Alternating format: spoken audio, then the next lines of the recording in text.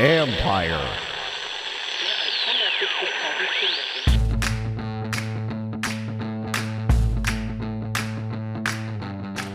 Hello and welcome to my podcast. Do me a favor, subscribe to the John Keim Report wherever you get your podcast. You're watching on YouTube. Hit that like button, hit that subscribe button. You can find us there as part of Empire Media. That's AMPIRE. Always much appreciated when you tune in. And don't forget, you can read my work on ESPN.com. I'm going to have analysis of every pick that the Commanders make tonight and this weekend. So go to ESPN.com for all your analysis on every pick. So you just heard me. It's Jayden Daniels, folks. It's over. It's done. Jayden Daniels is the Commanders' pick at number 2. That is no surprise and shouldn't be any surprise if you've been following this for any period of time. More and more, it looked like that was a pick. Myself and others felt like that was going to be the pick, and you hear things that make you feel pretty secure in saying that.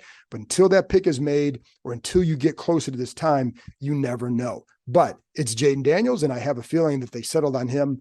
I don't know how long ago, but certainly he's a guy that caught their interest very early in the process. Of course, that's why they were scouting these guys. But he's a guy that makes a lot of sense for what this franchise wants and what they wanted in a quarterback. You know, they're clearly, they were looking at Drake May, they were looking at J.J. McCarthy. And as I told you leading up to this, I don't necessarily think it was between Jayden and Drake May. I do think J.J. McCarthy was a guy that Adam Peters really liked. And so, but regardless, doesn't matter who was number 2, Jayden Daniels was their top guy. And that's the guy they wanted. That's the guy they got. Now, let the speculation begin about how good he could be with Washington, what he can do here. And so there you go. Now, again, this makes a lot of sense. And I know there were a lot of Drake May fans, but with Daniels, you get a guy who is experienced and who has been in big moments, in big games, had huge games against really good opponents. And so there's a higher floor thing, but I'm going to get into a minute about why you can't assume that Jayden Daniels has hit his ceiling by any means. So, you know, before a month or so ago, and I started telling you, and I talked about this on the podcast, when I was at the owners' meetings, talked to a few coaches there, and I talked to a few coaches before and after that. But one of the coaches was like, just said, he's a stud. Another guy told me he'd be a home run. So these are coaches. Like, one of the things, and I know, again, Drake May had a lot of fans out there, but one of the things I kept coming back to is all these guys who do this for a living kept saying Jayden Daniels. And early in the process for me, I looked a lot at Drake May because you saw the moments, you saw the arm, you saw the size, but you didn't always see the entire games with that. And with Daniels, you did. And the more I watch him, the more people I talked to as well, the more I kept coming back to Jayden Daniels. And clearly they did too. Now, is he going to be the right pick? I don't know. There's still the organization has to do their job as well. They have to surround him with the right people, get the right scheme, get the right play calling. There are ways they can help his development, his growth as a quarterback. We did not see that with Sam Howell. I felt like they failed him with, yes, they put him in there, but they threw the ball way too much. They put way too much of the burden on Sam Howell. And, you know, you didn't see the run game. Well, this group, they built up the defense, and I think you have a better defensive staff to handle that defense. And then the run game, that's also going to be a key here. And that's one way they can help Jayden Daniels grow and mature as a passer. So the other thing is he helps the run game because of his legs. And I think, you know, again, initially I liked Drake May. And then the more I watched Daniels, and because initially what I wondered with Daniels was he, you know, where's his progressions? How does he do this? Well, the more I watched him, the more you realize, and an NFC offensive coach told me the same thing. He's a passer who can run. You started to see, like, the more I watched him, the more you would see him going through his progressions. And one of the things Dan Quinn told me at the owners' meetings was that's one thing he liked. And you heard this on the podcast. I played that for you guys, where he said he liked how quickly Daniels went through his progressions. That was important to him because as a defensive coach, he knows how important that is when he's trying to defend a guy. So what does he do to throw off a quarterback? Well, he changes coverages post snap. So as a quarterback, you better be able to read that and get through those progressions quickly. And you saw Daniels be able to do that. Now, it's not that the other ones couldn't, but Daniels, we know, does. And I think the other ones, McCarthy and May, are going to be, listen, I think with this group, a lot of it's going to be dependent upon how they develop them. What's the plan? I think as I record this, it's just Jayden Daniels off the board. So the other one's going to be dependent on where they go and what the plan is for them there. I don't think it's necessarily if one of them goes somewhere and fails or succeeds that the same thing would have happened here, because we don't know. But what we do know is Jayden Daniels is coming here. It's also, it's funny because you go back to the Robert Griffin III days. All of you who were back there and remember that, it's only 11 years ago or 12 years ago that he was drafted here. I remember that very well, the hype around him and the excitement around him. Now, I think it was muted for this pick a little bit compared to that because of the choices that they had. And people had their favorites, and that's fine because there were a lot of things to like about each of these guys. But I'm curious to see where this goes from here, because I think one thing with Daniels, I think, like Robert, he will run, but I think he's a more developed passer than Robert was at Baylor coming out. And I think that gives these guys some hope that he can continue in that. The question is, he'll have to limit those hits. He's going to have to learn. It's not just learning how to slide. It's changing a mindset and learning to say, hey, on this play, just throw the ball away, live to see another down. That's the mindset he's going to have to adopt for him to have the lengthy career. And that's one thing that Robert didn't get to soon enough. And it's something that they would talk about. And when he got hurt against Baltimore, it wasn't the zone read, it was scrambling. So that's one thing that Jayden's going to have to watch. And sometimes guys will say, well, it only takes 1 or 2 hits. Yeah, but it could take 1 or 2 hits that could knock you out as well. So he's going to have to learn that. And when you'd watch him in college, like, he's very explosive. And I know one thing that these guys like is his ability to create on a third down and extend drives. And you saw that at LSU, you saw it against really good competition too. That's important. I don't think the other guys saw the defenses. I don't care what the rankings are in the NCAA. We know that defenses in the SEC are going to be a little bit different. Alabama's coming at you differently than anybody in the Big Ten or the SEC is going to. So that gives you a good barometer of what that kid can do. And yes, he had good talent around him. He had 2 really good receivers. We know that. He also made it work with them. And I think he made that offense better. And I think when that team needed points, he was a guy that certainly led that with his deep ball ability. That's another factor for these guys, but also his legs. And there were times where sometimes those legs worked against him. That's why he would get sacked a couple of times, where you think you can get out of something because the last play you did and you gained 30 yards. Well, the next time it happens, maybe you lose 5. But again, his passing ability to me is a separator from what some of the other guys who've come out and who are multi-threats. Again, I think he is a passer who can run. But I think, it's funny because with McCarthy, I think one of the things that was attractive to him is that he hadn't hit his ceiling, but he also, he had played in big games. He had won big games. I think with Jayden, I think one of the things that people like to see is, okay, your team isn't probably going to win this game. What kind of game do you have? And you'd still see him have big games against good teams. And again, I know the receivers, and that gave him an advantage with one-on-ones, et cetera. But I also know that kid was very hard to defend in the SEC. Just take care of yourself, man, because that's a big thing.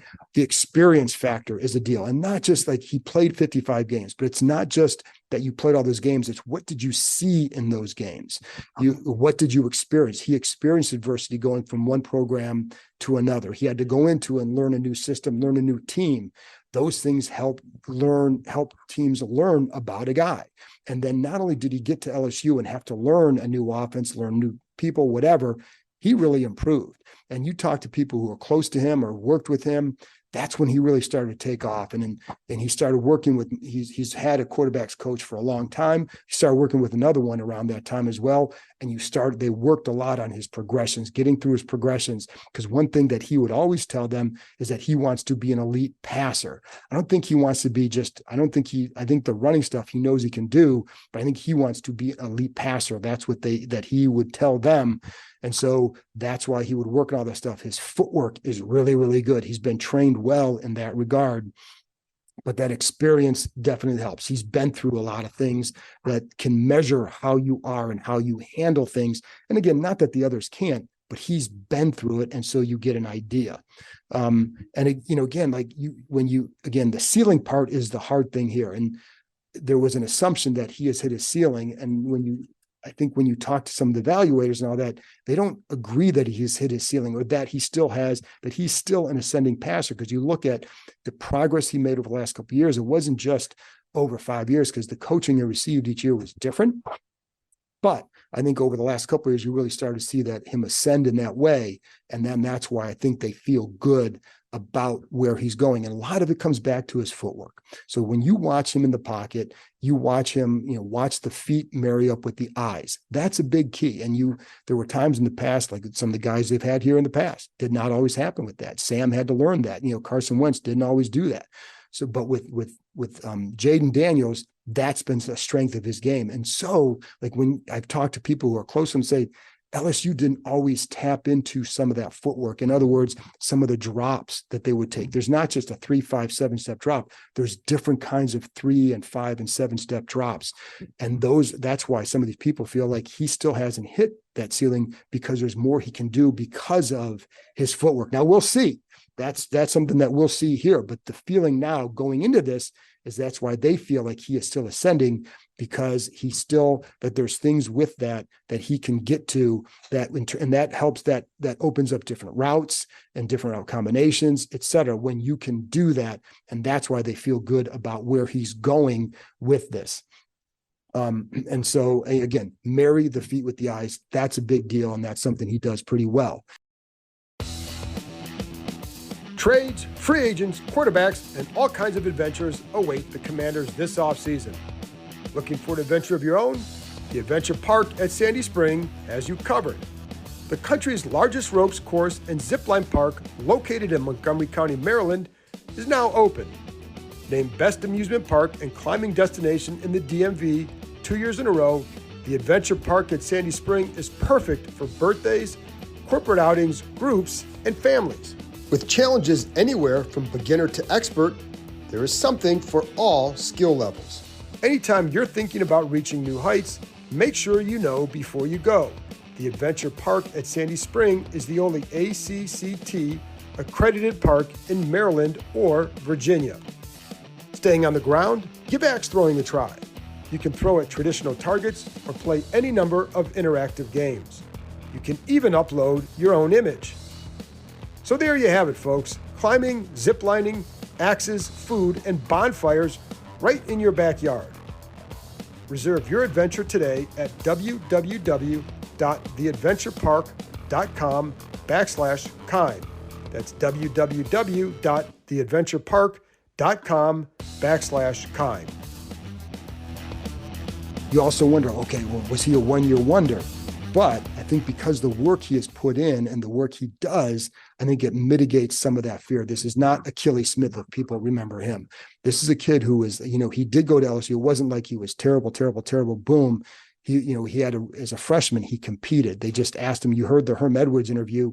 They just asked him to compete and he went and did that, but they weren't really putting a lot of stuff on him as a passer. At LSU, when he got there, he had a pretty good first year, elevated himself to like a 4th round pick or so, and then he really took off. But you have to credit the work he put in to get to that point. And yes, the talent he had, but it's not just the talent, because I've told you guys, I'm an Ohio State guy. I watched Kyle McCord last year with Marvin Harrison, Emeka Ibuka, Kate Stover, a lot of really good talent. He struggled. He would not be the top 5 pick this year. Now, what would the other ones have done here? Don't know. But I also wonder what would they have done in the SEC? Things would have been all different.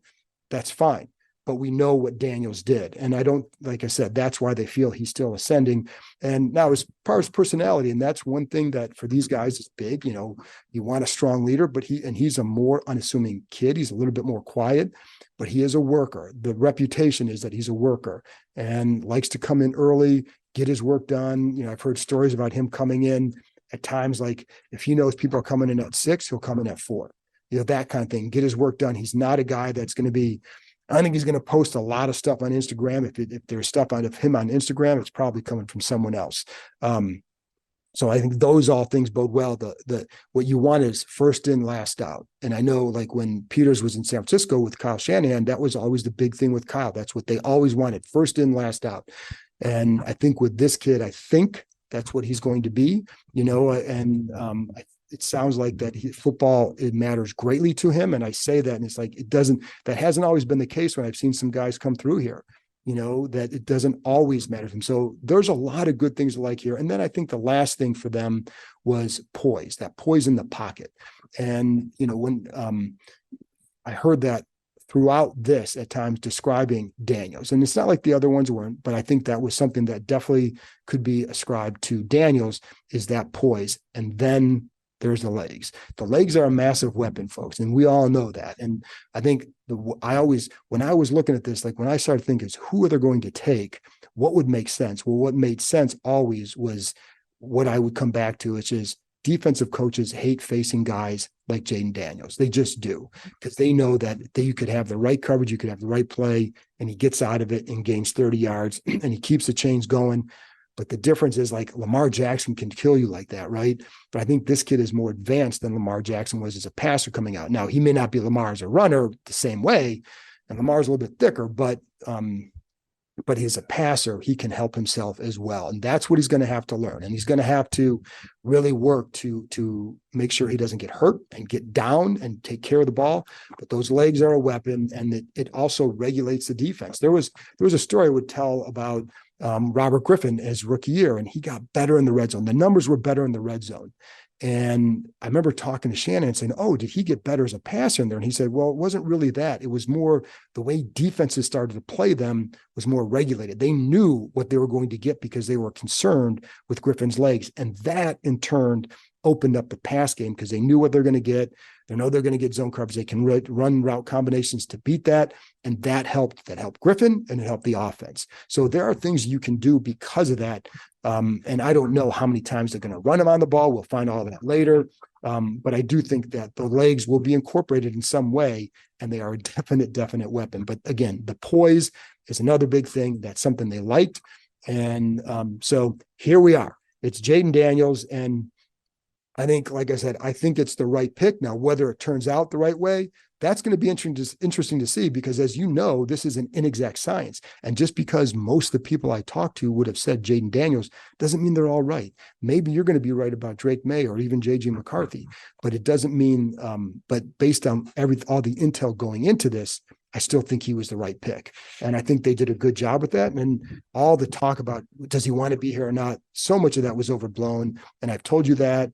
And I never heard that he didn't want to be here. In fact, I talked to someone last week, said absolutely he wants to be there. Talked to somebody else who said he felt like that this person felt Washington and Minnesota were the best spots for Daniels because of the coaching he felt he would receive.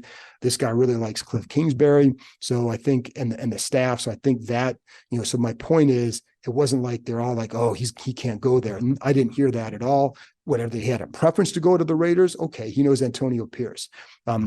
Whatever, so I wouldn't take that and hold that against him. And if he comes out and says it, if he acts like it, I just don't think that's going to be the case. So again, good pick. You got the quarterback. Now let's see if they can finally make it work and have it last for a while, because this fan base could be ready to explode if this kid comes in and does something, and you finally get the guy that can help.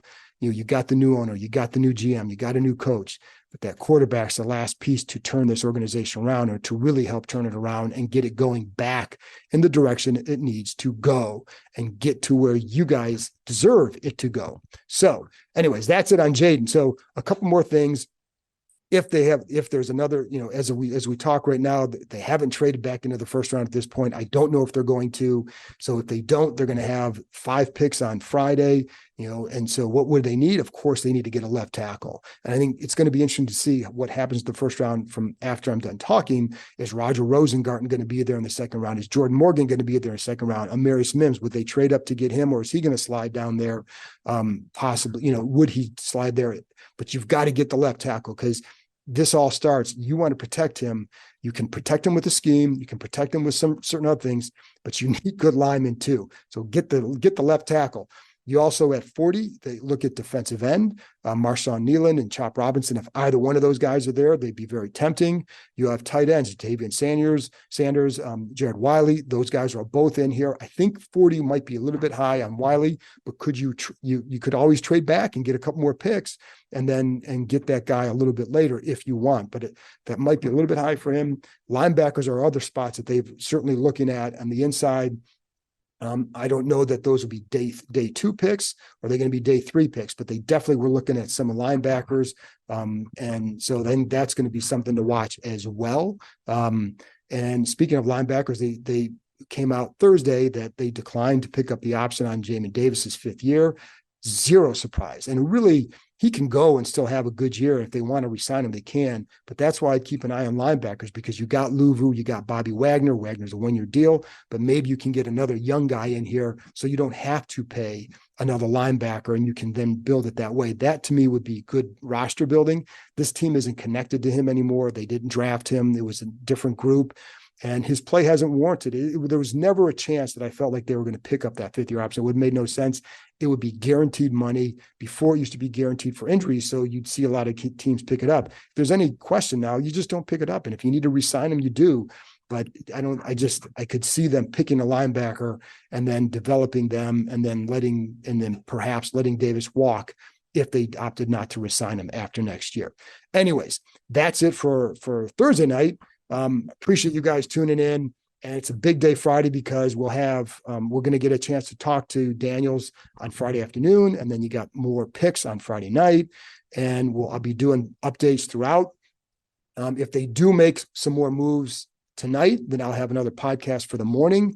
Otherwise, I'll be doing some stuff during the day throughout Friday, perhaps some shorts, etc., just to keep you guys updated about all these picks. We're going to have multiple podcasts over the weekend. So keep in there. Thanks for tuning in. Talk to you next time.